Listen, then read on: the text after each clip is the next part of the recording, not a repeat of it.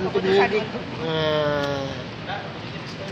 penahanan ya normatif lah, ditakutkan melarikan diri, mempersulit pemeriksaan, menghilangkan barang bukti. Nah, tapi itu kewenangan jaksa ya.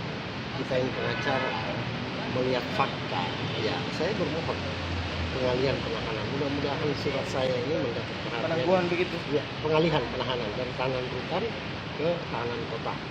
Itu saya sudah Pak, masukkan. kliennya diperiksa dalam kasus apa, Pak? Posisi klien tak dalam kasus Diperiksa korupsinya dalam apa, Kak? kasus apa?